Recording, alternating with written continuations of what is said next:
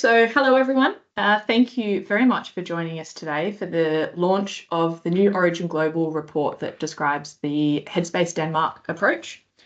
My name's Sophie Prober. I'm an international consultant here at Headspace Denmark, and I'm very excited to be co-hosting this launch with the Orygen Global team. We're very pleased about the report and excited to have our work recognised by Orygen in this way, and particularly excited also about the potential for the approach that we've developed here to help other young people all around the world. And we have over 34 countries represented today, so hopefully that presents some really great opportunities for us to work together in the future. One thing that I do want to acknowledge very quickly before we get into today's program, I'm aware that there are a number of mental health initiatives around the world that use the name Headspace. Today and in the report, when we're talking about Headspace, we're specifically talking about Headspace Denmark. So Headspace Denmark was inspired by Headspace Australia, and we do have a sort of similar model, but also with some significant differences. I'm aware also of a mindfulness app that uses the name Headspace. We're not affiliated with them in any way. So today is just about the Danish approach. Sophie, if you could go to the next slide for me. Thank you. So today is just a brief event, but really just to introduce you to this new report from Orygen. So basically we'll start with Craig Hodges, who's the director of Orygen Global. He'll give us a bit of an overview and a bit of background to the report. We'll then have Trine Hammershøi, who is the CEO of Headspace Denmark. She'll give you a little bit more context to the model and the history and all of the work that has gone into the model that we have here. And then Zsófi Slamka is the research lead at Orygen Global, and she'll give us a little bit more of an in-depth overview into the report itself and kind of how it was developed. After those presentations, we're hoping that we should have 5 to 10 minutes to take a couple of questions, which means if you have questions for us, please put them in either the Q&A function or in the chat. I'll be monitoring those, and then at the end we'll have some time for some back and forth around that before we have a little bit of a close, and we should wrap up pretty close to half an hour. You should have all seen the report, I think, when you saw the link to this registration form. But in case anyone hasn't, in a moment, I'll post that in the chat function just so that you can access it if you haven't seen it yet. But without further ado, I'll introduce Craig Hodges. Sophie, if you want to just pop over to the next slide. Perfect. So Craig is the director of Orygen Global, which is the department of Orygen that has led this report.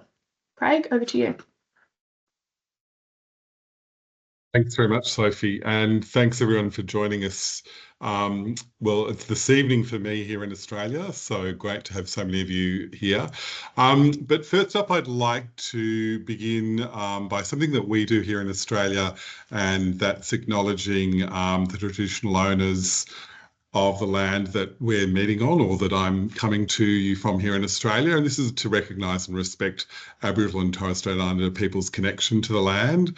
And it's a way, I guess, of showing awareness and respect to the traditional owners and their continuing custodianship of the land. So in doing so, I'd just like to acknowledge the traditional owners of the lands we are on this evening, and I'm on the lands of the Wurundjeri people from the Kulin Nation, and pay respect to their elders past and present, and that Orygen recognises and respects their cultural heritage, beliefs and relationships to country, which continue to be important to First Nations people living today. Thank you.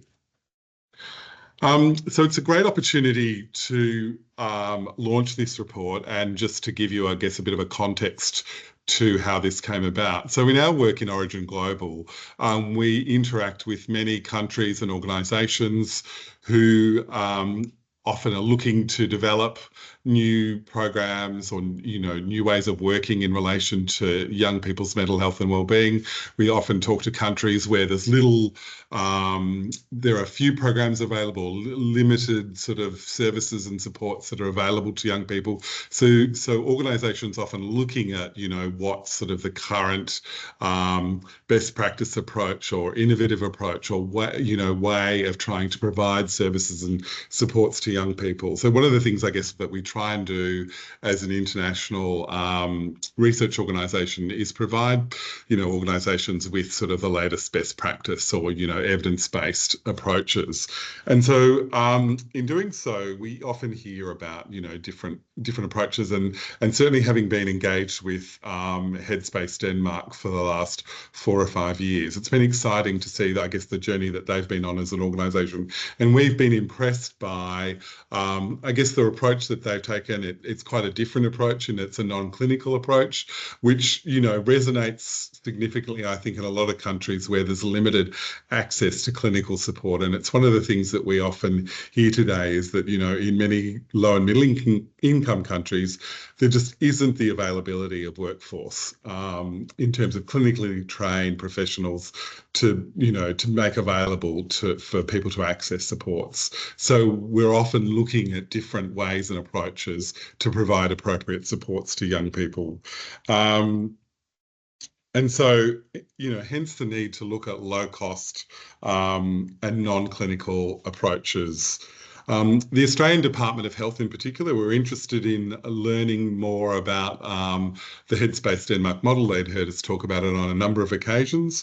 And so we're interested in us documenting how the model works and I guess what makes it particularly unique and say different to how the Headspace model here in Australia has been developed. And so we're interested, I guess, to take from this, the learnings that can be then utilised from this approach to see how that can be made applicable to other countries, and for other countries to learn from, I guess, some of the lessons that Headspace Denmark have done over the years in implementing the program in Denmark, and taking it and looking at how that can be potentially implemented in their own country. And we'll talk a bit more about that later in terms of phase 2 of the project. But that just gives you a very brief context for our interest in the work and the Australian government's interest in this work, and this publication is really an opportunity to learn more about the approach and the particular approach that they've taken in Denmark. So back to you, Sophie. Wonderful, thank you, Craig. Next up, we have Trine Hammershøi, who is the CEO of Headspace Denmark, and Trine has been the CEO right from the very beginning, so she is the absolute expert on all things Headspace Denmark. Trine, over to you. Yes, thank you so much, Sophie. Thank you all for joining us today. And as you said, I'm the CEO of Headspace Denmark, and I've been it since 12 years ago, where we were founded by our former Prime Minister, Poul Nyrup Rasmussen. And if we take a look upon the first slide about Headspace Denmark, then, as I said here, Headspace's goal is to provide early intervention and health promotion to young people on their terms. And we talk about in Headspace what is important to young people, and no problem is too big or too small for us. And as Craig said, our language and approach is non-clinical, and it's very important for us that we use a daily language when speaking to the young persons coming into Headspace. And we are focusing on to understand them and their experiences rather than using diagnostic labels. And in Headspace Denmark, it's free, there's no cost, and there's usually no waiting time. And one of the things of our model is that we have few paid workers and a lot of volunteers. Most of our counseling is delivered by trained lay volunteers who dedicate their time to helping young people. And we do it, as we're saying here, in close partnership with municipalities and the regional health services. But also, let me also say this also together with a lot of private investors, but also private organizations. So we do it in a close partnership with both the public health system, but also the private organizations and also private investors. So we have this economic model both shared by the government, but also private foundations. Let us look upon slide 2, please. Nowadays we have 38 centers. We started with 6 centers in 2013. And last Wednesday we opened a new center, and it was opened actually by the Queen Mary, which was a great pleasure for us that she also acknowledged Headspace Denmark's story and what we deliver for young people here in Denmark. As it said here, we have since the beginning we have received about 100,000 young persons have received direct support, and approx 500,000 have participated in mental health promotion activities, which we are doing across the country in schools and where young people show up. And as I said before, we have about 700 volunteers and 100 paid employees. So as you can see, it's about volunteering in a new way. And that is what we are doing right now. And I'd also like to say a huge thank you to everybody involved in this report, to Orygen, of course, but also to Headspace Australia. We have been nowhere without Headspace Australia helping us from the beginning. But our approach is a more non-clinical approach to Headspace Australia, but we owe them everything. And I also like to say, if some of you are watching this and would like to know more, you are, of course, free. Please feel free to reach out to us here in Denmark. Yes, thank you.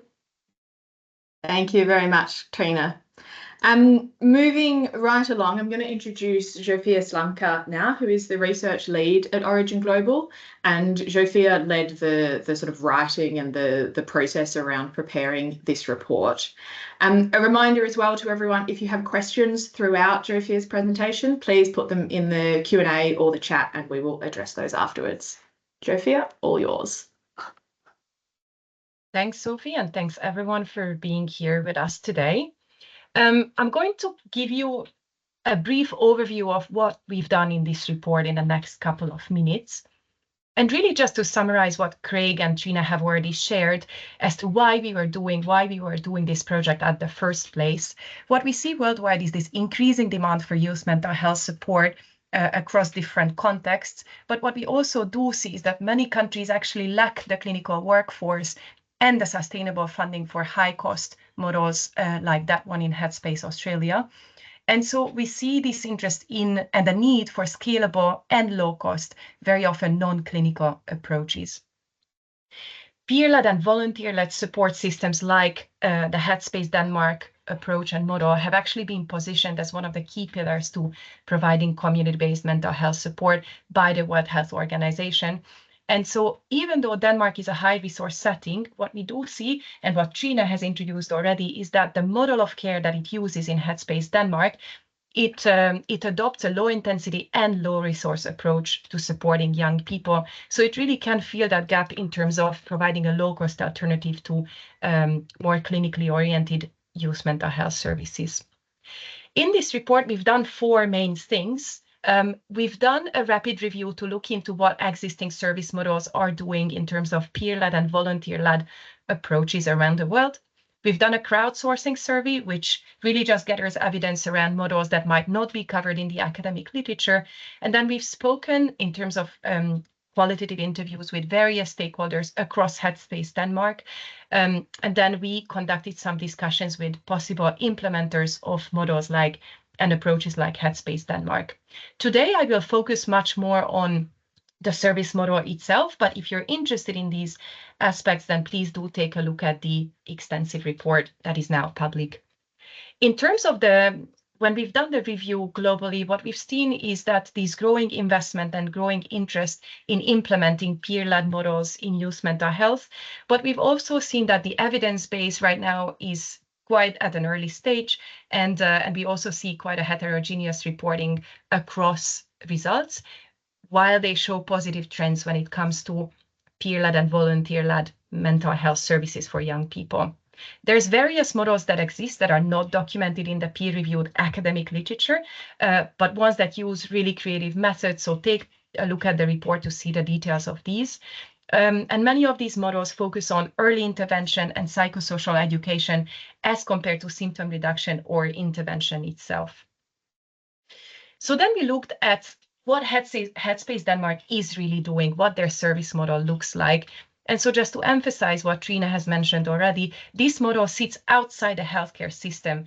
And so what that means is that they are able to use volunteers as a primary workforce to support young people in Denmark. The services include primarily face-to-face counseling services as well as online chat. And then they use outreach workshops to improve community awareness and engagement of young people, as well as the broader community in mental health care, and to improve mental health literacy in all the communities that have headspace centers around them. Headspace Denmark has also introduced family support programs recently, which is a very exciting addition to their portfolio of support services.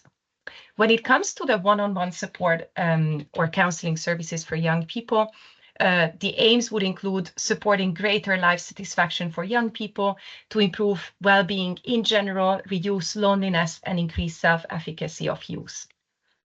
And so a very interesting aspect of this approach is that Headspace Denmark primarily uses volunteers in their workforce. So I will tell you a bit more about what we learned about this approach. The volunteers are the primary people that are supporting youth in Headspace Denmark, and they are supported by and supervised by a relatively small number of paid employees. And then most Headspace centers in Denmark also have a colleague that is seconded by the local municipality, and this person typically has a clinical qualification as well. Volunteers are recruited locally, and what we know is that they are often students who want to support other young people around them. They might be studying for a degree that is around supporting young people, like a psychology degree. They might have been former Headspace users or older adults who want to contribute to their local community. There is a foundational training program for all volunteers who get on board that focuses on active listening, mental health literacy, and the service model that Headspace Denmark uses as a whole.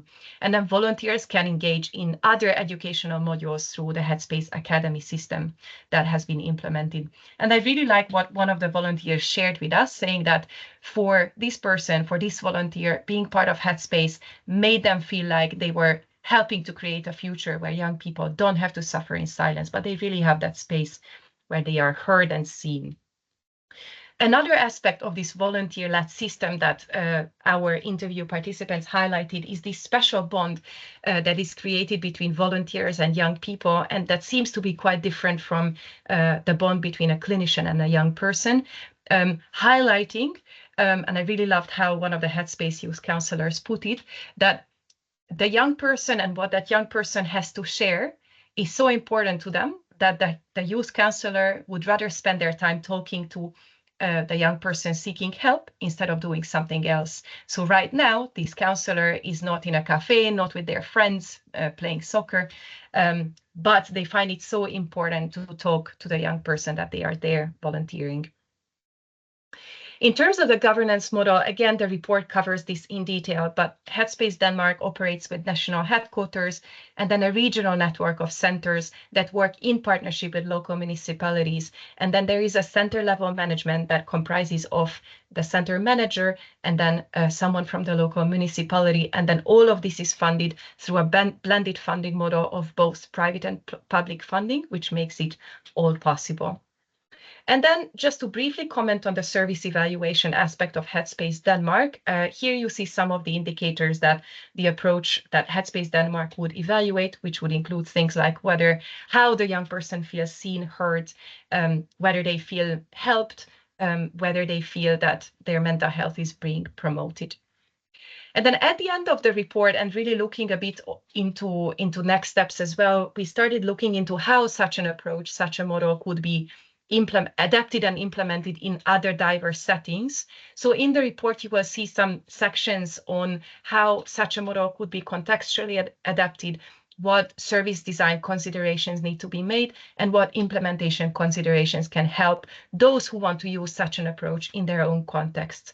So please do take a look for details. And in the next phase, moving into the future, we will be thinking about how we can support other service providers, other countries, other implementers in thinking about this approach and making sure that it's a best fit for their own context. So I will stop here. Please do take a look at the report, and I'll pass it back on to Sophie now. Amazing. Thank you, Zsófia. And thank you everyone who's putting questions in the chat as well. We'll get to those in just a moment. But before we do, just to say you are very welcome to contact all of us if you have questions either about the report or about Headspace Denmark and the approach that we use. So on the slide here, we have Zsófia's email and my email address. I will also send out a follow-up after this session, which will include our email addresses, so you don't have to really quickly write those addresses down. And as Trina said earlier as well, you know, we're really happy to work with others who might be interested in implementing an approach that's similar to Headspace Denmark in your context. So if you have questions or ideas or would like to discuss that, please do reach out to us. Zsófia, we might stop sharing now, and we've got a few minutes, so we might be able to address some of the questions that have come up. I know there were a couple of questions that people have then removed because I think we did actually cover them in the presentations. If you need further information about any of those particular questions, please add them back into the chat if you need to. But starting off, Trina, would you be able to comment and give a little bit more detail perhaps on how we train volunteers in Headspace? Yeah, of course, I would be delighted to. Yes, we asked about how do we train our volunteers.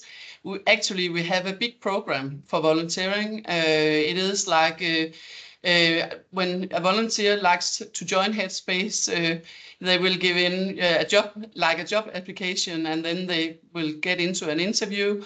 And if we think they have right to volunteer in our centers, they will go on usually it's a weekend where they attend a weekend course. And then they will be trained in our centers as, what can you say, Sophie? It's like side by side, train the trainers on the side, So basically after the training weekend, they work with other volunteers. This is what you're saying, Trina? More experienced volunteers, and then they get trained. And we also do supervision after every counseling sessions. The volunteers get supervision because we know that it can be very hard to sit in these conversations. And even if you are a trained counselor, you do need to have some supervision afterwards. But we could also, we will be happy to share some of the programs we have for the volunteers. And also, if you really like to see it, you can get inside our Headspace Academy, because there we also have all our training programs and all the stuff our volunteers need. They can look upon it every time. And yes, you also there was also a question about if our volunteer program is kind of peer support program, and yes, it is. We have a lot of peers inside Headspace. We also have volunteers without peer experience, but eventually we have made this program for Headspace Family, which is for especially relatives to a young person who is not feeling well. And all our volunteers in Headspace Family, they are indeed peer supporters. They have been there themselves. And we get the feedback that the people coming inside to Headspace, they feel heard, seen, and understood by these peer supporters. Wonderful. Thank you, Trina. I'm mindful that we're getting lots of questions coming through that we probably won't have time to answer, but perhaps what I can do is in the follow-up email, if there are some themes around the questions, I can put some responses in there so that we don't miss all of them. Trina? Yeah, there's a question about the financial model, and I like to say that it has been quite a journey for us, because when we established Headspace Denmark, it was primarily with private foundations and a little amount from the municipalities. Right now, it's the government. They support us a lot. The municipalities also. I think it's the government is about 65% of our expenses, and then it's about 30% from the municipalities, and then it's private foundations for the rest. And there was also a question about about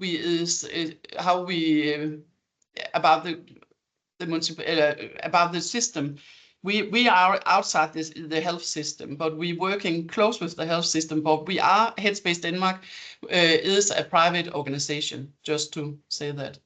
But we're also happy to share our model, our economic model. You can see it on our website, but we can also, of course, go in deeper details. Some of you will have like to have it. Beautiful. Thank you, Trina. As I said, we're not going to get to all of the questions today, but I'll include some responses in the follow-up question, in the follow-up email, because there are lots of really fantastic questions that are coming through.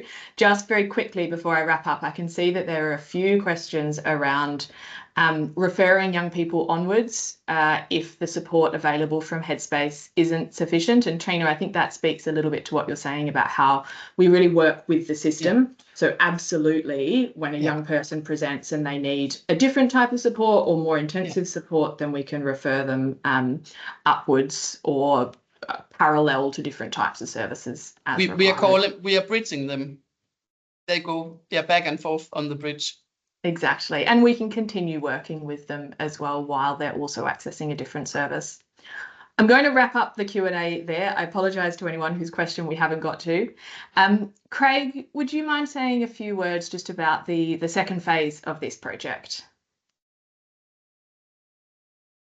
Sure, happy to, Sophie. I think it's great that there's so many questions, and I think it may be just as a pointer to us that, you know, we'd certainly be happy, you know, down the track to potentially even organise a follow-up session where we actually just can have more of a broader open discussion with people about models of care, because it's certainly one of the things, you know, as Orygen Global does focus on, is looking at different approaches, and always happy to have discussions with different people from around the globe about this. So happy to sort of continue these conversations in another forum. But just to say, I guess what we're looking to do as part of this, you know, this is phase one of this particular project, and now what we're looking to do is embarking on phase two, which will really focus on looking at implementation, because it's often the biggest challenge that I think organisations face, is how you actually implement different programs. So we really want to focus on looking at how you implement low intensity models like this, and again taking into account different contexts and settings, cultures.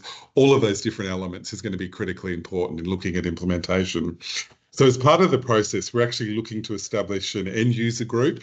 So again, thinking, you know, about people from different countries from around the world who might be interested in being part of an end user group. So if there are people on the call today who would be actually interested in joining an end user group, we'd be happy to hear from you.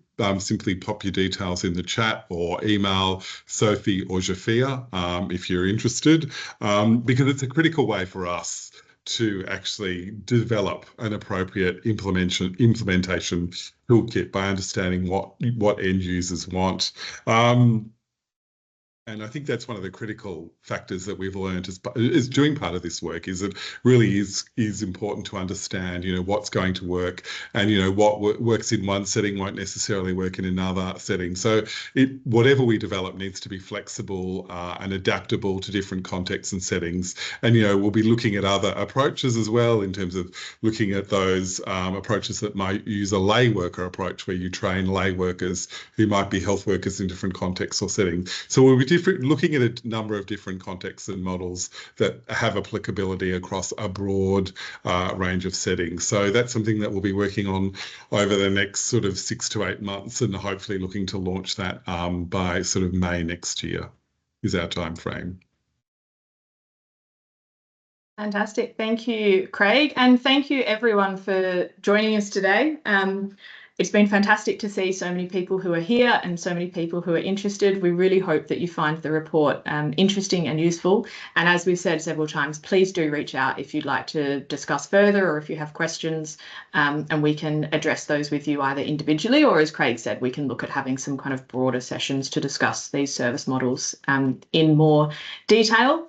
I'll send out a follow-up email shortly that includes all of our contacts, so that you can do that. But that's all from us today. Thank you very much for coming, and we hope to hear from you soon. And thanks, Craig, Trina, and Jofi for presenting as well. Thank you. Thanks, everyone. Bye-bye. Yes, bye-bye. Thanks, everyone. Thank you.